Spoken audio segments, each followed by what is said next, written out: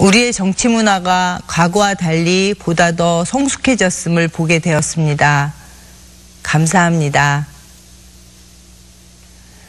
제 큰아들이 올해 25살인데 이번 민주당 경선에 학교를 휴학하고 아버지를 도왔습니다. 경선 결과에 당연히 많이 속상해했습니다. 그런데 경선이 끝나고 며칠 안 지났는데 아들이 서울을 가야 하니까 이불을 싸달라고 했습니다. 어딜 가냐고 물으니 문재인 후보 선거운동을 하겠다고 했습니다. 왜 하고 싶냐고 물어보니 아버지가 이번 대선은 무조건 민주당이 이겨야 한다고 하셨다면서 자기도 그렇게 생각한다고 했습니다. 그렇게 서울로 올라가서는 가끔씩 사진을 보내오는데 문재인 후보 유세단에서 율동도 하고 연설도 한다고 합니다. 그 이후로 전국을 누비면서 유세하는 모습을 자주 저에게 보내주면서 자기가 아주 인기가 많다고 자랑을 하기도 합니다.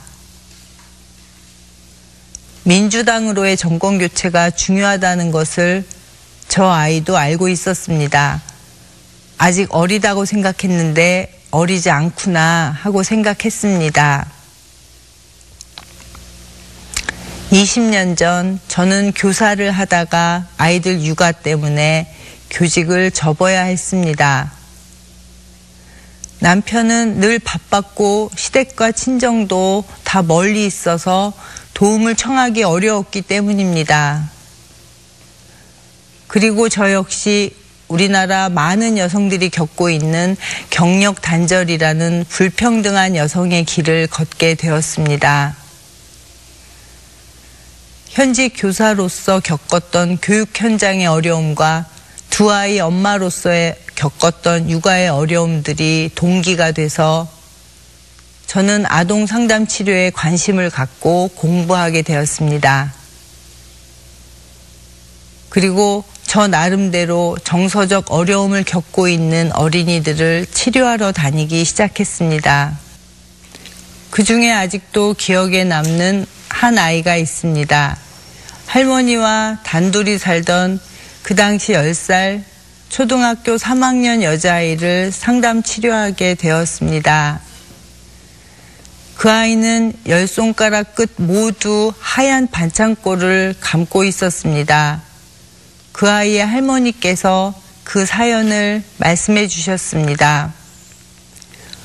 아이가 4살 때 엄마는 집을 나가버리고 일용직을 전전하며 혼자 아이를 키우던 아빠가 아이가 7살이 되던 해 그 아이를 전철역에 세워놓고서 너 여기 가만히 있어.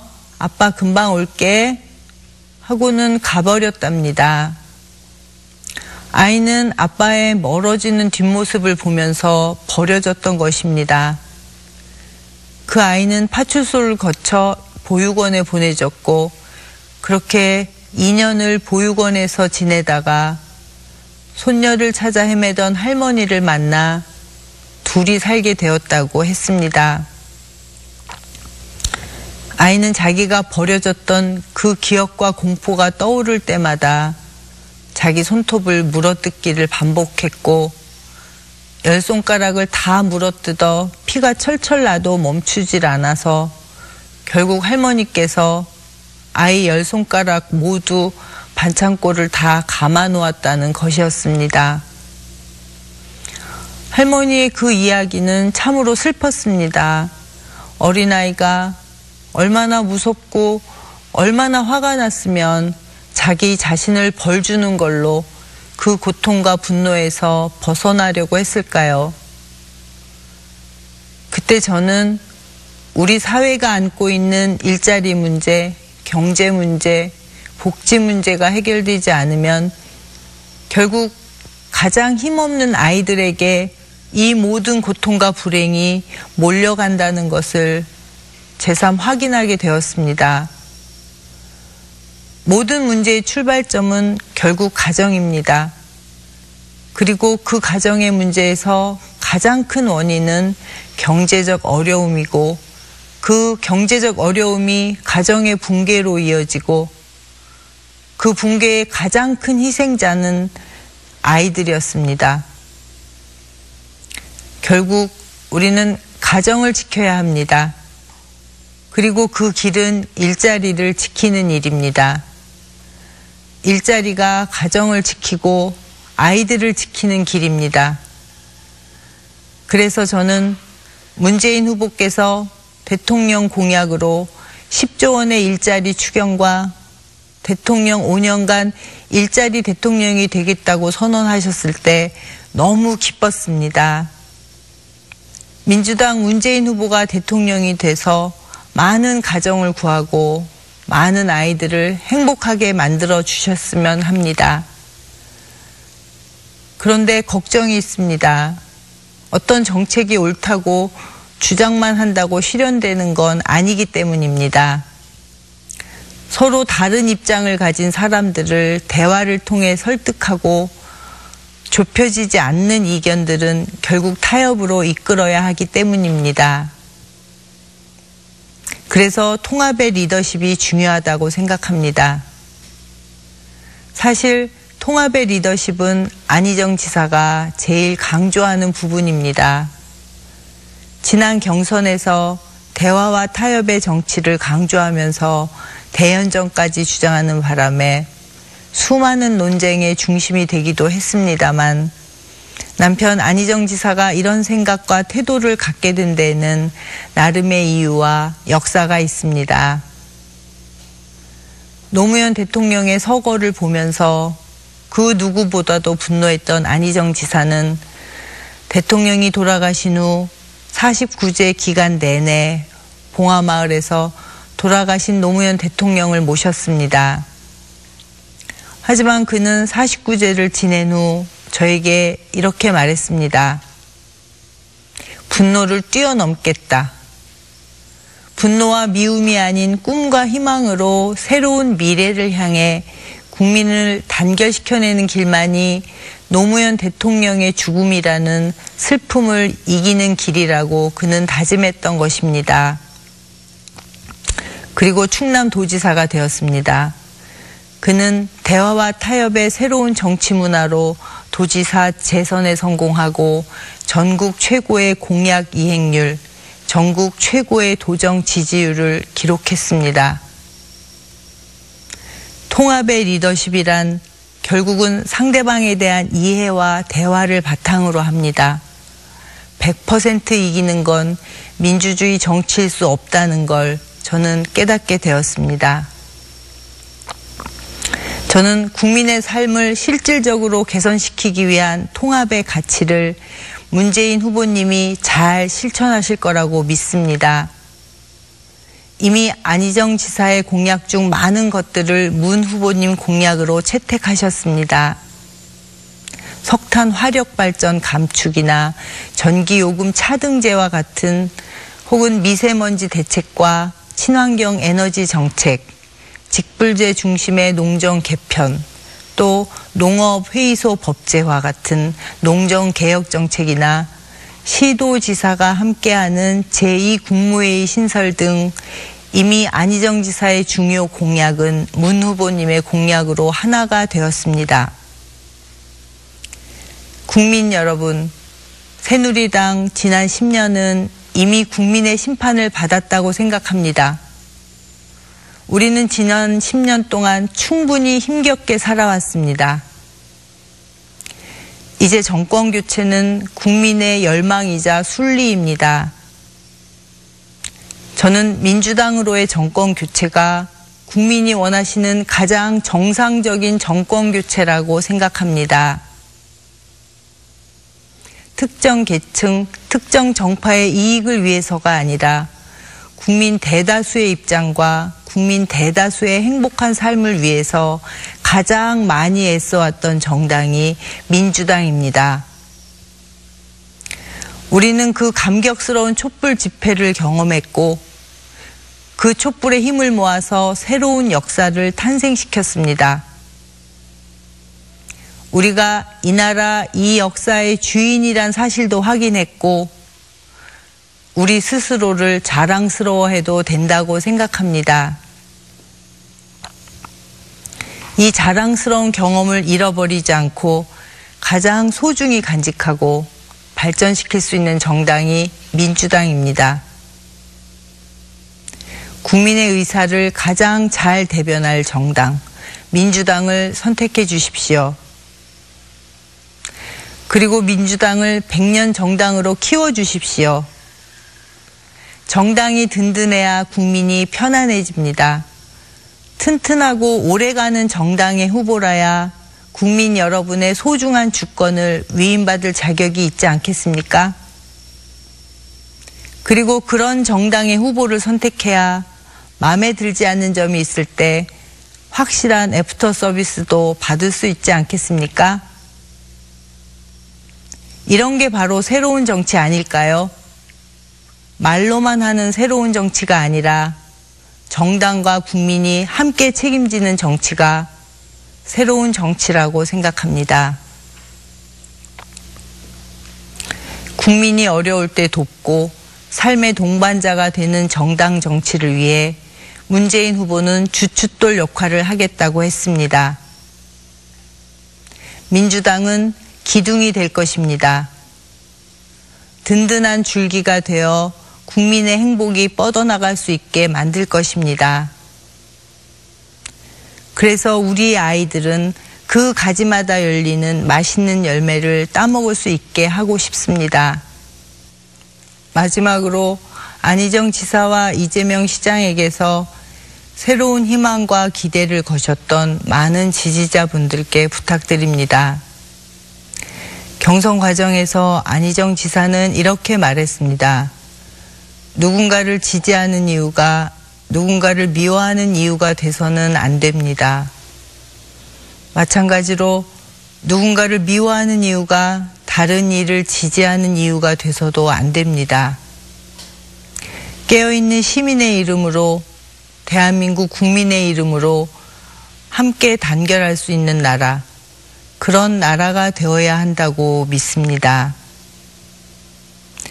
대한민국에 깨어있는 모든 국민 여러분, 새로운 정치로 새로운 나라를 만들어 나갈 문재인 후보와 이재명, 박원순, 김부겸, 안희정, 민주당 드림팀을 끝까지 지켜봐 주시고 성원해 주십시오.